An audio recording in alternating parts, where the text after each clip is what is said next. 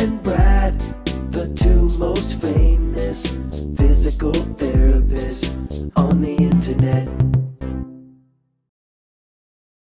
Hi folks, I'm Bob Schrupp, physical therapist. Brad Heineck, physical therapist. Together we are the most famous physical therapists on the internet. In our opinion, of course, Bob. So Brad, we just did a video on how to know if your chest is tight. Now we're going to show you how to stretch your chest, not like this. We're going to show you the ways you shouldn't do it. No. And we're going to show you how to stretch the pectoralis major and the pectoralis minor. Right. Same location, but two different muscles. They do two different specific motions. Yes, they do. By the way, if you're new to our channel, please take a second to subscribe to us. We provide videos how to stay healthy, fit, pain-free, and we upload every day. Don't make us come to your house and find you. You can also go to bobandbrad.com, go to the giveaway section, and we're always giving something away. This week we're giving away, yes sir, Bob, a mattress. That's right. A Sleepovation mattress, most comfortable mattress for pain control, that's for sure. You can also go to Facebook. It'll be pinned to the top of the page. Go to Twitter, Instagram, and TikTok. If you want a 60-second version of our program where we don't ramble on. That's right, Bob.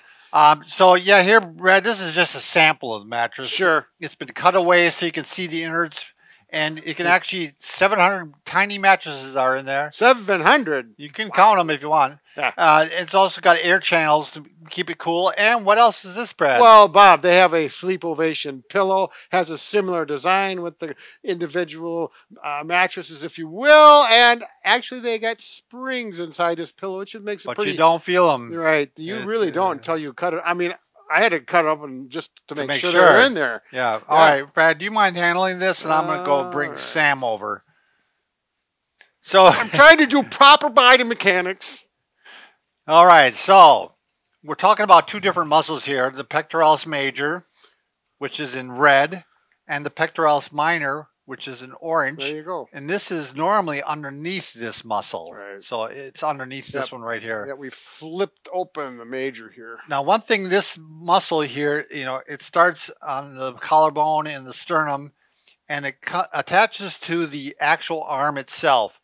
So it actually, when you bring your arm across this way, the fibers are working, you know. And if it's tight, it's going to actually turn that shoulder in. Like this, internally rotated, and that's a problem. Now the pec minor, this is interesting. It actually comes from 3 ribs, and it attaches to the coracoid process. That's not part of the shoulder. I mean, in a sense, but it's not the humerus. Not the humerus. It's part of the shoulder blade. Yes. So it can cause this shoulder blade to turn down, and causes impingement at your shoulder. It just throws everything off. If Sam didn't have these screws in here, we could actually show some movement. But right, they got to come up with an advanced Sam. Yeah, that's right. All right, so let's go. We'll show you some different ways to stretch it. And there goes my ball. And you can find out which one works for you best and give it a shot. So the first one, Brad, real easy. You can do right here in your chair. Just put your hands on top of your head, and you're going to pull your elbows back. Yeah, I'll show it from a profile in a real chair, actually. But yeah, so here. There. Yeah, and let it stretch. Yeah, breathe. Release. Bob, I'm feeling released. All right. Now, if you don't mind standing up, Brad, I'm going to go ahead and show a different stretch. Oh, sure. You can actually interlock your forearms like this. And this is going to kind of stretch your back too, but it's a great stretch for the back. And you're just going to let it sag down. So you're getting the shoulders, you're getting the latissimus dorsi too a little bit in there. Yeah, probably so. It's a multi stretch. You're doing a lot of good postural things on that. Now, if you really want the simplest way to do it, it's not the inexpensive way, but the simplest way to do it is to use a massage gun. Yeah. And Brad can attest to this. Brad, why don't you talk a little about what's going on with you? Yeah, so I've got a shoulder injury. It's overuse from swimming because I swim regularly, typically 3 days a week. It has been irritated, and right now I do have pec. We think pec minor, there's some pec major, and some impingement. It's a multifactorial injury, which is not uncommon when you do this hundreds and hundreds of times. Right. So this is one of my protocols I've been using successfully. I take the massage gun. We've got an orange tape on there so you can see. It has to be a gun that reciprocates and gets deep because, you know, unless you're a smaller person, depends on the mass of your Pec Major, particularly. You want to, Yeah, if you're an elderly person, you might be able to get by with this one. yeah, or if you're really thin. Yeah, really thin. Yeah. This one It's not has as aggressive. Yeah, this one is pretty good too. I mean, it certainly gives some translation. Sure. Should I show them how to do it? Sure. You want to move or should I go on the floor? I'll go. Now, I do this on the floor at home. I'll take my gun and I'll stretch that muscle out like this, and then I'm going to get in to that major. Now, the fibers go this way, so I can go across, and sometimes I'll do that, and I'll go underneath and get into that pec minor here, but I'll also work it, and you just have to go by how it feels. It used to be when it was bad, I could get on one spot and it's like, ow, that hurts. And then I would go around that spot and try and get closer, a little bit at a time. I got these glasses in the way, Bob. I don't wear those when I do this. Your voice is vibrating too. Yeah, it's kind of fun. You can do that. If you have kids, they'll love it. And I also do use this to go up and do a cross-friction massage on my supraspinatus tendon, but I don't want to infiltrate the video with that. You're stretching and you're massaging at the same time. Should feel good. Yeah, you don't wear out your hand. I mean, and to be honest with you, you're just not going to be able to massage it long enough with your hand to be effective. And this thing... And you're reaching over like this. Yeah. If you have a massage therapist or someone that knows what they're doing, that might be a better than this. But by yourself, I don't know how you can get better than a massage gun. And the massage gun you can use again and again and again. You can use it on your hamstrings, you can use it on your calf, you can use it on your back. So I think it's just a lot of this, the best way to do it. Okay, now another one is you can actually do, you can get in a doorway, and this is what you have to be aware of though. If you want to hold this, Brad, for a second. Yes, I do. You see a lot of people that will just go like this and go, oh, I'm really cranking on that pectoralis major here, stretching like that. So this isn't the door. This is the wall. Yeah, this is the wall. The door would go up and over inside the doorway. Mr. Rogers, use your imagination. Yeah, that's right. Let's borrow imagination. So, but the problem with this stretch, this is the way you should not do the stretch.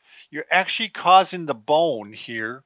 There's a ball in a socket. You're causing that ball to move forward. Yeah. So you can actually make shoulder problems by stretching it this way. Particularly if you're hypermobile and that ball could actually start to pop out. Right, almost. sublux. Yeah, we don't want that. Dislocate. So what we're going to do is I'm going to show this shoulder now, Brad. Sure. So I'm going to put the shoulder up against the door jamb. Yeah. And that's preventing that from coming forward. Here, let me pretend that this is taller. All right. So there we go.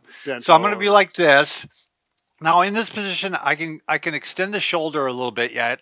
Even though this is supported, I'm bringing the elbows out and I'm turning the arm out. So, can you see that, Brad? Yep. This hand, I don't know if they can, but I can. Well, I'll go this way. So I'm extending the arm and I'm turning it out like that. Right. And that's really stretching that pec tendon. And you need to be careful if it's really flared up and it's creating sharp pain. You're not going to do this. You just want to do is gently stretching to get those fibers to relax and loosen it up. You can also go like this, and when you external rotate, you take your thumb like you're hitchhiking. Go like that. Without the door jamb, you mean? No, with the door jamb. Okay. Again, we're trying to stop this from. Right. So that would be the wall and door jamb. Yep. Exactly. Wow. I hope they have good. I hope we're clear on that. So yeah. The final thing I was going to have you try. Do you mind throwing me that softball, Brad? Oh, I thought you could. There you go. So you can also, if you want to just try this at home, inexpensive way is just find it's usually going to take a softball. A little bit bigger diameter. A little bit bigger diameter. Mm-hmm. And so you can just lie prone. Probably going to do this on the floor, but a bed is going to be too soft. But so we're just doing this first. I'm going to externally rotate the arm, and I'm going to roll over that softball. Yep. And you can really get in there, actually, Brad, pretty well with this. Softball actually works pretty well. I want you to try it once just to see how it feels on you. Oh, you do? Yeah, I want you, because you do these other things. I want to see how it feels compared. Compare and contrast. Well, I should do it so that it's the way... sure. Can you come? Oh, yeah, she's already on the ball. And that actually is the shoulder he's having trouble with, his left one. So what do you think? Ooh, it's pretty aggressive, Bob. It is aggressive. Yep. but it's okay. Yep, there we go. Yeah, if you don't have A massage gun. Yep, this would definitely be an option you can do. Boy, right in that Pec Minor, I can feel it in there. That definitely is an issue. But yeah, and you know, work this, work the ball. I suppose you could, Brad, probably even roll it up against the wall to, I mean, you know, as a start. If you didn't want to get too aggressive. Yeah, actually, you know, yeah, it is. It's not as aggressive. You can control it better, and you can work that round and up and down. And oh yeah, watch this. There we go. All right. You see, impressive. By the way, Brad and I can fix just about anything. Oh, done already? Yeah, we're done. Oh, excellent. We can fix just about anything except for a broken heart. Right. But we'll work on it because we got to get this solved before Valentine's Day. This is getting anatomically close to the heart. We're just... You know what? Valentine's Day maybe happened already. Oh, it did. Well, I hope you did the right thing and you got yourself a gift for your significant other. Otherwise, we got to fix her broken heart. Right. Or well, his broken heart. And if you didn't get a card, if you just bought a card and signed your name on it and that's all you did, I'm saying open that card up and write something that you want to say. Those cards just say the same thing, you know. I'm serious about that. You'll get big rewards. Oh, good Lord.